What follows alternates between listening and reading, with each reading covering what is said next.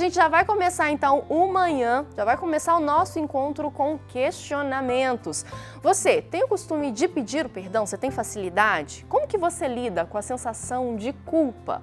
Nossa equipe foi até as ruas então de BH para saber como que o pessoal tem enfrentado esse sentimento. Vamos conferir. Como é que a senhora lida com o sentimento de culpa?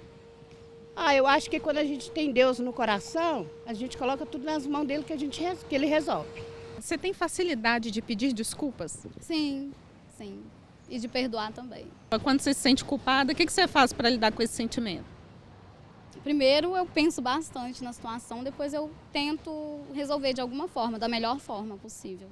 Você tem facilidade de pedir desculpas? Tenho, muito fácil, tenho. Como é que você lida com o sentimento de culpa? É muito difícil, dói, muito doído. Sentimento de culpa é a pior coisa que tem, pelo menos eu acho. Pelo jeito vocês viram, né? As pessoas têm então o costume de pedir perdão com facilidade.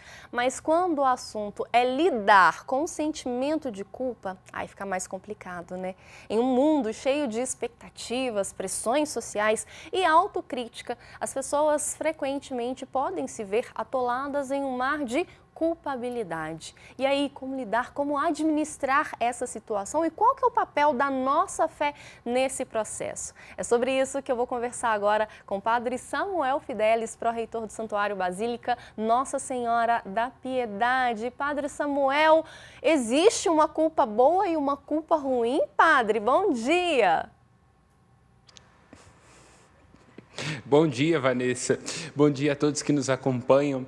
Eu diria assim, culpa nunca é coisa boa de sentir, mas uma boa dose de culpa nos ajuda a nos corrigirmos e entender que a gente sempre pode aprender e sempre pode melhorar. Então, sim, é possível viver positivamente a culpa. Isso é importante de ser falado. Em relação, então, né, a esse sentimento aí que tira o sono, que tira a paz de muitas pessoas, o que o senhor tem percebido, padre, em relação aos fiéis que procuram o Senhor para relatar, né, situações onde se sentem culpados? Como que o senhor tem dosado, digamos assim, né, essa questão da culpa nas pessoas? Como que elas têm lidado com isso? Gostei desse seu conceito grávido, dosado. Exatamente para falar em linguagem metafórica, do mesmo modo que a diferença entre o remédio e o veneno é a dose, a culpa também. Quando é que a culpa ela é remédio? Na medida em que nós com ela percebemos o que nos falta, percebemos um erro que cometemos, quando a gente sente aquele pesar que é muito positivo, que é justamente o impulso à reconciliação, a voltarmos atrás, ao pedido de perdão. Quando ela é negativa, quando ela se torna remorso, no sentido de um peso, no sentido de uma dívida profundamente impagável, dívida essa que às vezes a gente não consegue nem nominar. E aí, do ponto de vista religioso, isso pode ser uma fonte de perigo, já que não raro escutando esta ou aquela pregação um pouco mais rígida, não raro associando à fé uma série de traumas e de faltas e de dificuldades do período da infância, a gente reproduz e projeta na nossa relação com Deus coisas que dizem respeito apenas a frustrações nossas, a traumas nossos, a receios nossos. Aí tem muita gente que às vezes escuta uma pregação um pouco mais rígida, ou segue a linha deste ou daquele movimento e confunde culpa com remorso. Aí nós temos um problema que pode, inclusive, adoecer. Isso é muito sério, padre. E assim, o senhor falou dessa questão, né, da infância. Na semana passada, um tema que a gente conversou aqui no manhã com o René Dentes, né, que é psicanalista, é justamente as expectativas que os pais criam em cima dos filhos e o não atingimento, né, o não suprir dessas expectativas pode acabar gerando um sentimento de culpa naquele filho, né? Então a gente precisa ficar atento também com aquilo que a gente fala. E aí eu já abro, né, não apenas nessa questão da maternidade, da paternidade, mas assim, o que a gente fala e as expectativas que a gente deposita em cima do outro para não gerar um sentimento de culpa que não deveria existir, né, padre? Com certeza. Em alguns momentos, a própria fé cristã já teve uma relação embaraçosa com a culpa, porque a culpa é um conceito bíblico.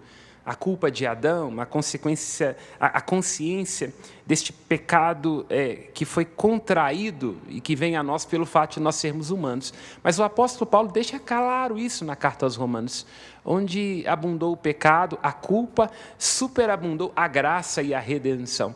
Por isso, para a culpa, há o grande perdão que o Cristo nos alcançou de graça, segundo a graça. Eu diria que hoje o problema é que esta relação com a culpa, este sentimento de estar sempre aquém daquilo que as coisas deveriam ser, esse remorso, ele foi transferido, por exemplo, para o ambiente das redes sociais. Eu vejo muita culpa, muito remorso de não ter este ou aquele corpo, de não ser esta ou aquela mãe, ou este ou aquele pai, de não ter conseguido conquistar tal coisa, assim como aquele influencer ou como aquele youtuber. Então, a culpa hoje ela está muito transferida para o ambiente das redes sociais, da comparação, e aí gera remorso, gera frustração, gera ansiedade. Isso que eu ia perguntar para o senhor, né? Diante da fala que o senhor trouxe agora, de transferir essa questão da culpa para as redes sociais, se ela está ali atrelada ao que a gente também já falou aqui, que é a questão da comparação, né? Eu me comparo ao outro, eu comparo a minha realidade com a realidade do outro, e não tendo a mesma realidade do outro, eu me sinto culpado como se eu não estivesse fazendo o suficiente. Seria isso?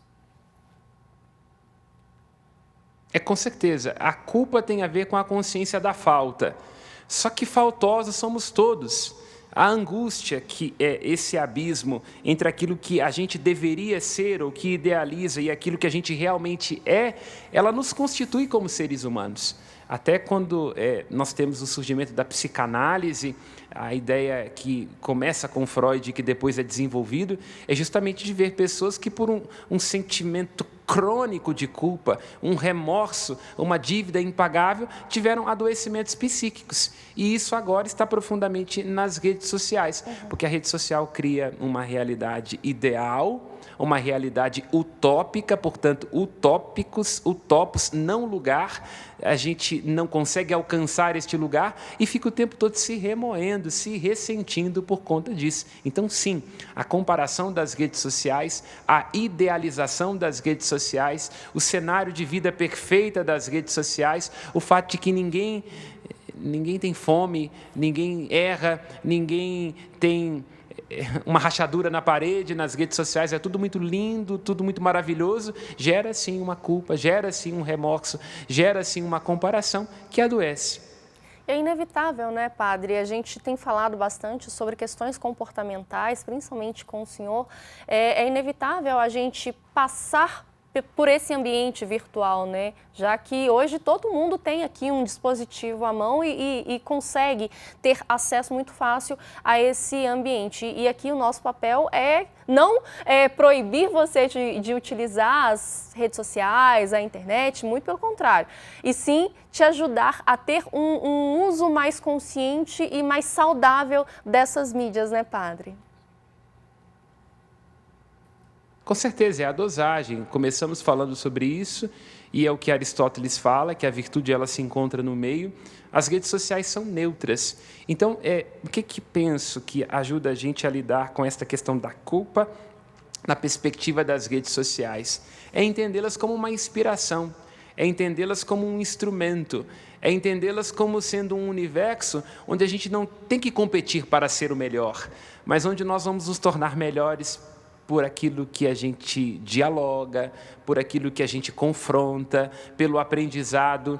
Então, perceber que a rede social é em si só um polo ativo que nos ajuda a construir, a somar, e não um lugar de competição, e não um lugar para a gente se sentir menor, diminuído, ou ficar com remorso pelo fato de não ser a melhor mãe, o melhor padre, a pessoa que dá aula e ao mesmo tempo entende tudo de novas tecnologias, porque isso certamente irá gerar adoecimento, irá gerar remorso, porque o tempo e o espaço espaço das redes sociais se dilatam, então a gente vai ficar querendo colocar na realidade uma coisa que é digital e que pode servir como inspiração, como impulso, como encontro, mas que não define, que não esgota a realidade de cada um de nós, que é aquilo que acontece no cotidiano, na rotina, na tensão, no desajuste, na falta.